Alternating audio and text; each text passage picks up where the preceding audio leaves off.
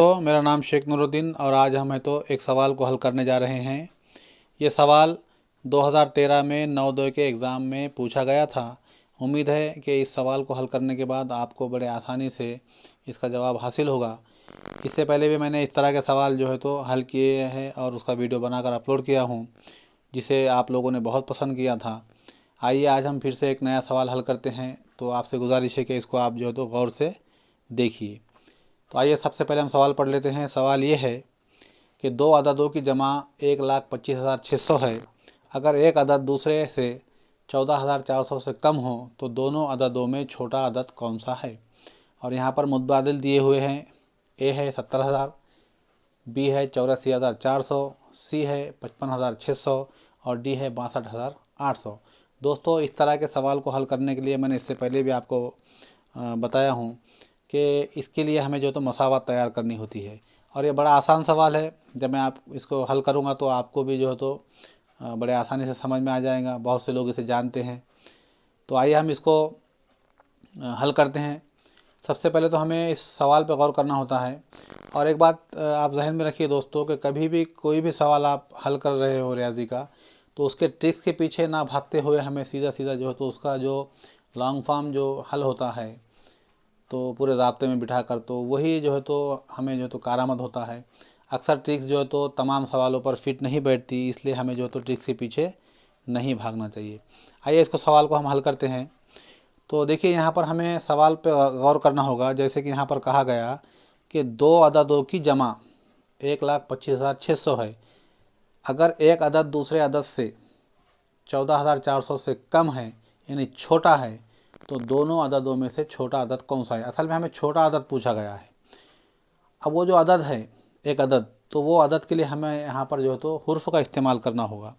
जैसे कि हम फ़र्ज़ करते हैं कि वो अदद x है। वो अदद क्या है? x है। हमने इसको फ़र्ज़ किया और जमा, क्यों तो जमा कहा गया यहाँ पर, दोनों अददों की जमा कहा गया, जमा, इसलिए हमें वो अदद में जमा करना है जो अदद इससे 14,400 से छोटा है यानी कम है। तो हमने यहाँ पर फ़र्ज़ किया कि भाई वो अदद x है। इसी तरीके से वो x से कम है 14,400, बराबर यहाँ पर उनकी जमा कितनी है? 1,25,600। तो यहाँ पर दोस्तों, यहाँ पर ये मसावत तैयार हुई असल में कि हमने x को फ़र्ज़ किया और उसके बाद वो x से छोटा है 14,400 और बराबर 1,25,600। तो आइए अब इसको हम हल करते हैं। आपको ये भी पता होगा कि जब भी हम किसी मुतग़य्यर की जमा करते हैं तो हमें उसे एक तरफ लेना होता है। जैसे कि यहाँ पर आपको नज़र आ रहा होगा कि x और x है, तो यहाँ पर हमें 2x करना होगा। 2x मनफी 14,400 बराबर है 1,25,600। दोस्तों, यहाँ पर मैंने जो 2x लिया है, आपको पता होगा कि जब भी यहाँ पर कोई हुर्फ का इस्तेमाल किया हो तो उसके पहले एक होता है। जैसे कि यहाँ पर आपको नज़र नहीं आ रहा होगा, लेकिन यहाँ पर हमेशा एक होता है। ये एक x और ये एक x, यानी कि ये एक x और ये दूसरा x, यानी कि 2x, दोनों को जमा करें तो हमें 2x हुआ। मनफी जैसी कि वैसी 14,400 बराबर है 1,25,600। इसके बाद हमें क्या अमल करना होगा कि ये जो 14,400 है, हमें उधर ले जाने होंगे। किधर? मसावत के उधर ले जाने होंगे। तो यहाँ पर जाहिर बात है कि ये मनफी की अलामत है इस अदद के पहले, तो वहाँ पर जाने के बाद वो जमा हो जाता है। तो इससे पहले की वीडियो में मैंने बताया, जब भी हम मसावत को हल करते हैं तो यहाँ पर अगर मनफी हो तो उधर जाने के बाद जमा हो जाता है। यहाँ पर अगर तकसीम हो तो वहाँ जाने के बाद ज़रब हो जाता है, और यहाँ पर जमा हो तो वहाँ जाने के बाद मनफी हो जाता है।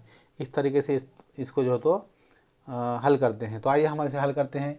यहाँ पर सिर्फ रहेगा या 2x बराबर है 1,25,600 और ये 14,400 उधर चले गए, मतलब जमा में चले गए वो 14,400।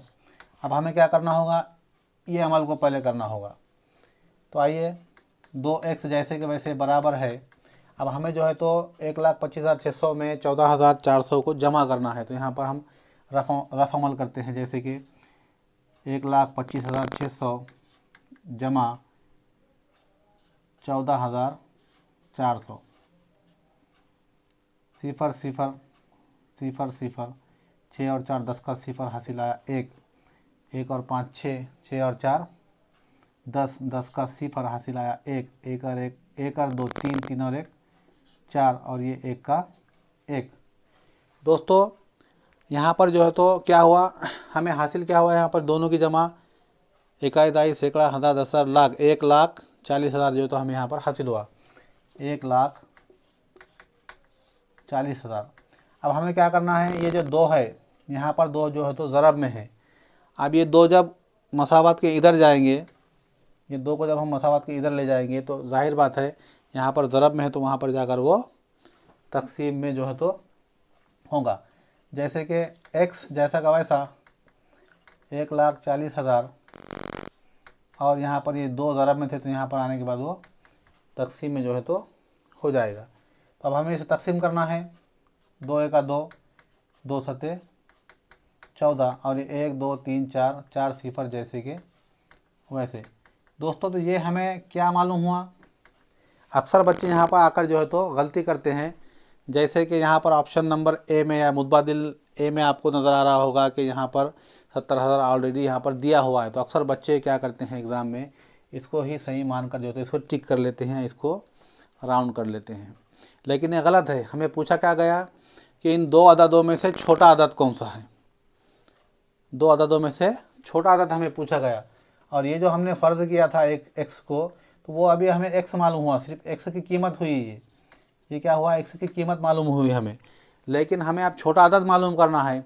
तो जाहिर बात है यहाँ पर पहले ही कहा गया कि वो अदद जो है x जो भी x की कीमत आएगी तो उसमें से हमें 14,400 को निकालना होगा, जाहिर बात है। तो आइए हम उस पर अमल करते हैं। 14,400 को अगर हम इसमें से निकालें, 70,000 में से 14,400 को जो तो हम 70,000 में से निकालते हैं तो हम देखिए हमें क्या हासिल होता है।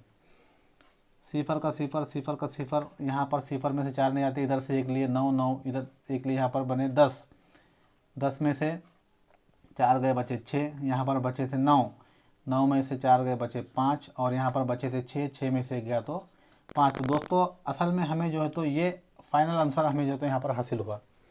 वो जो छोटा अदद था, वो छोटा अदद जो है तो ये था कितना, 55,600, जिसको आप जो है तो मुतबादिल नंबर 3 में देख सकते हैं।